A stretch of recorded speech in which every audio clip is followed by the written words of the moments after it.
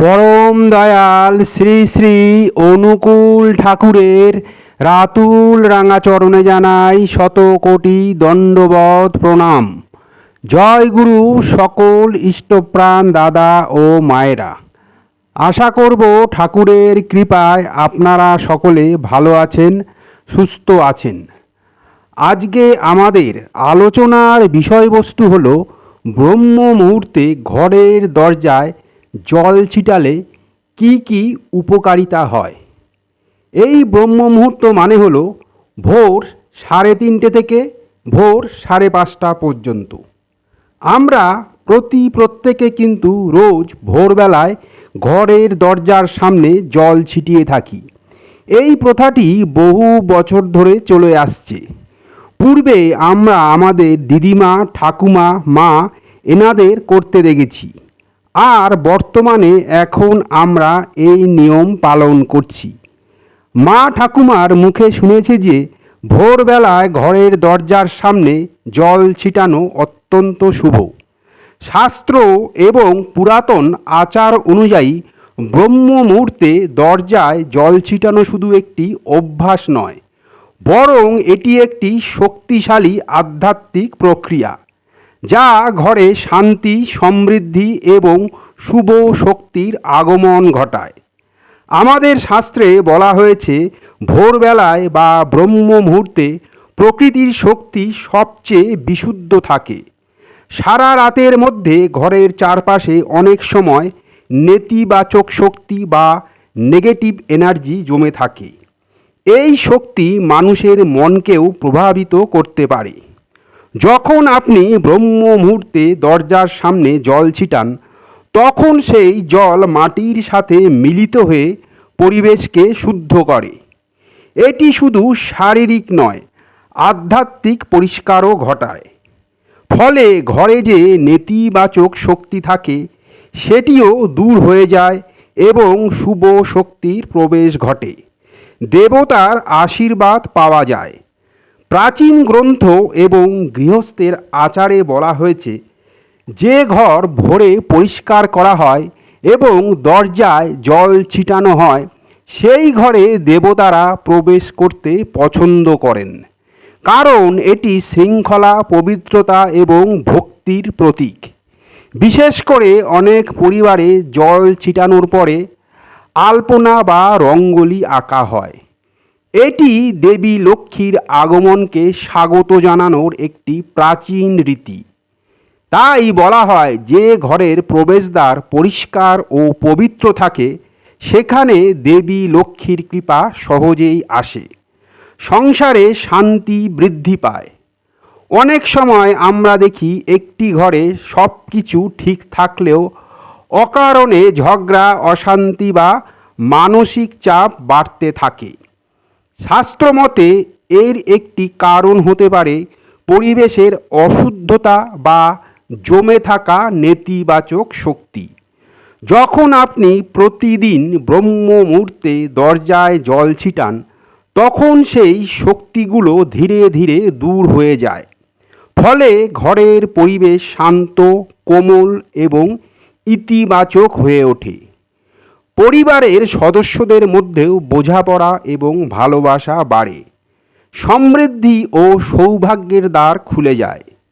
হিন্দু সংস্কৃতিতে দরজা শুধু একটি কাঠের কাঠামো নয়, এটি আমাদের জীবনের প্রবেশদ্বারের প্রতীক। শাস্ত্রে বলা হয়েছে, ঘরের দরজা যদি পবিত্র থাকে তাহলে জীবনের সৌভাগ্যের দরজাও খুলে যায়। ব্রহ্ম মুহূর্তে জল ছিটানো মানে হলো আপনি আপনার প্রবেশদ্বারকে শুদ্ধ করছেন, পবিত্র করছেন। অনেকেই বিশ্বাস করেন, এই অভ্যাস নিয়মিত করলে ধীরে ধীরে জীবনে নতুন সুযোগ, শান্তি এবং সমৃদ্ধি আসতে শুরু করে। যখন কেউ ভোরবেলা উঠে এই ছোট ছোট আধ্যাত্মিক কাজগুলো করেন, তখন তার মনও ধীরে ধীরে শান্ত হয়ে যায়, পবিত্র হয়ে যায়। ব্রহ্ম মুহূর্তে পরিবেশ খুবই শান্ত থাকে, নির্মল থাকে। সেই সময় জল ছিটানো, প্রার্থনা করা বা মন্ত্র জপ করা মানুষের মনকে পবিত্র করে, শান্ত করে।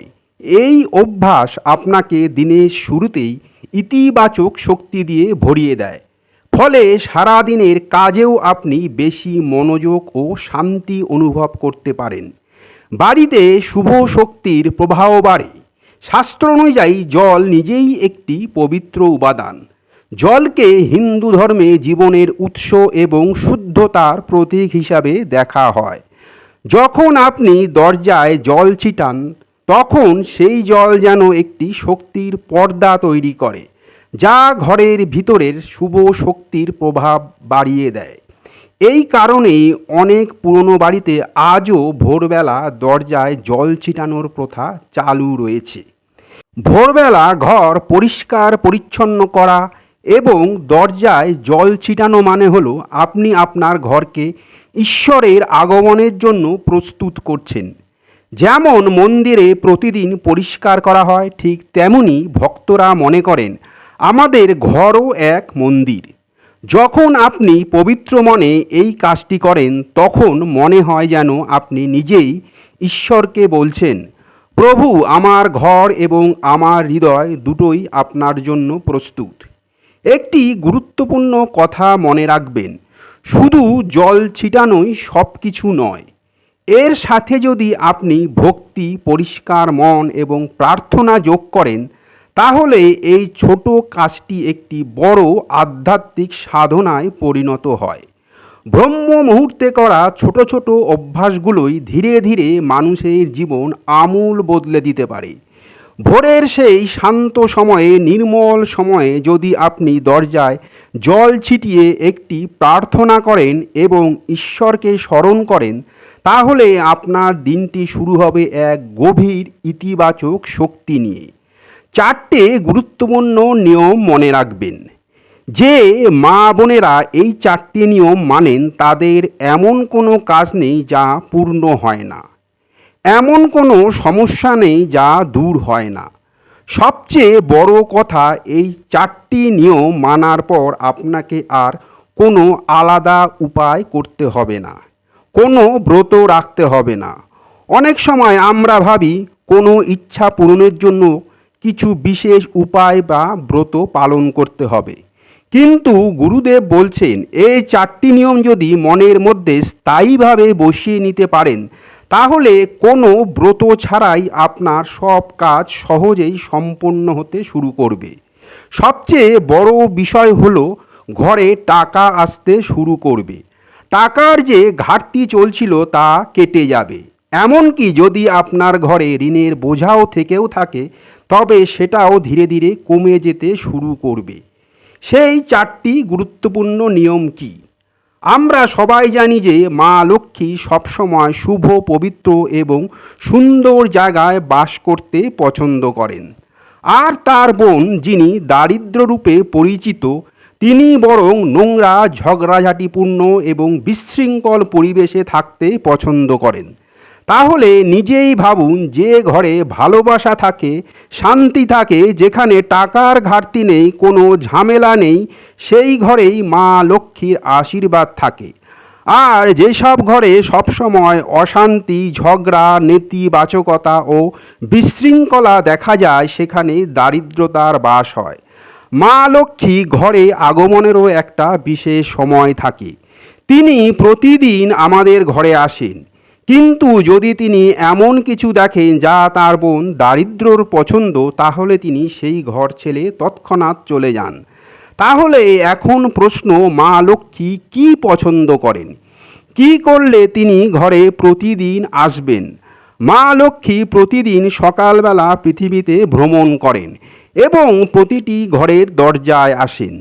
তিনি যখন দেখেন যে সেই ঘরের লোকেরা তখনও ঘুমিয়ে আছে, অলসতা ও অব্যবস্থায় ডুবে আছে, তখন তিনি ফিরে যান। আর সেই জায়গায় তার বোন দারিদ্র্যের আগমন ঘটে। আর যেখানে দারিদ্র্য প্রবেশ করে, সেখানে একের পর এক সমস্যা, কষ্ট ও টাকার অভাব শুরু হয়ে যায়।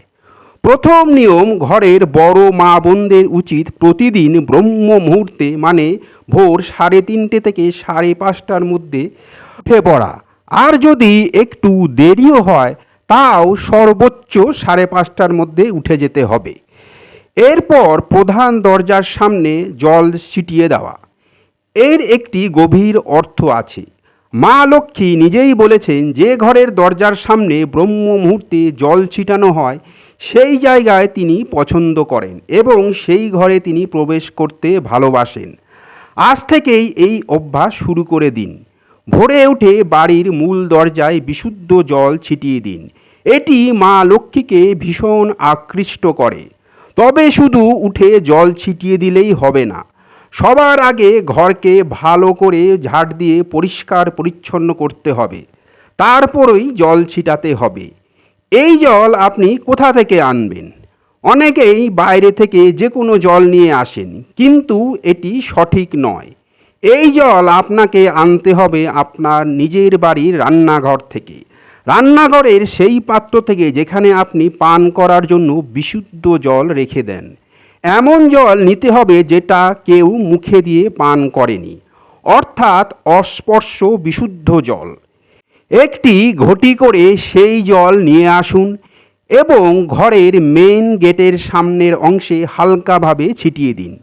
এই প্রক্রিয়া শুধু ঘরের পবিত্রতা বাড়ায় না, বরং মা লক্ষ্মীকে আকৃষ্ট করে ও দারিদ্র্য দূর করতে সহায়তা করে। এখানে আরেকটি গভীর কারণ আছে।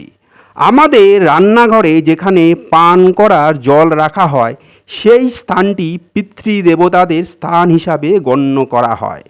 তাই যখন আমরা সেই স্থান থেকে একটি ঘটিতে জল নিয়ে এসে আমাদের ঘরের মূল দরজায় ছিটাই, তখন আমাদের পিতৃপুরুষরাও খুশি হন।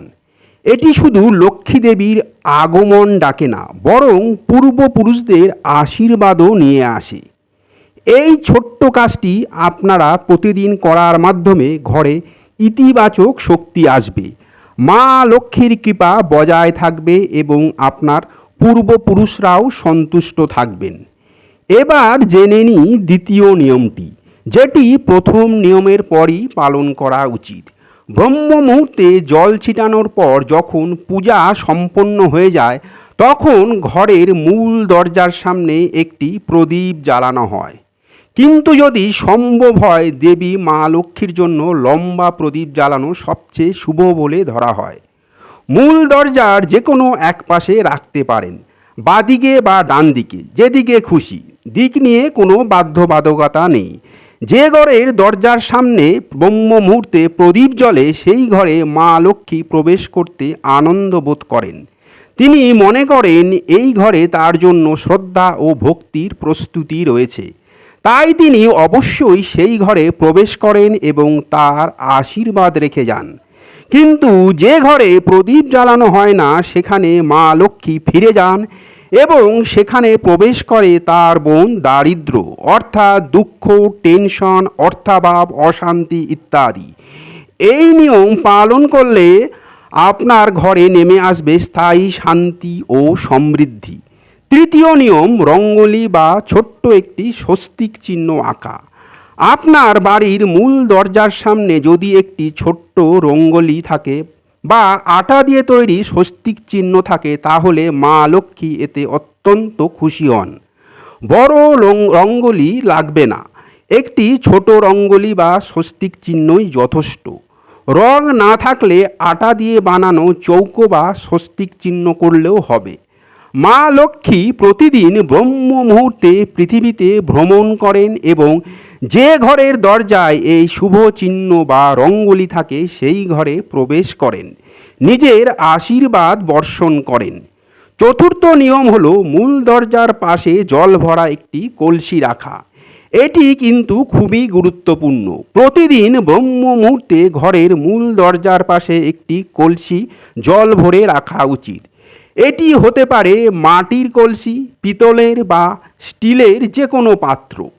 গ্রামে বা পুরনো ঘরে এখনও অনেকেই এটি পালন করে থাকেন।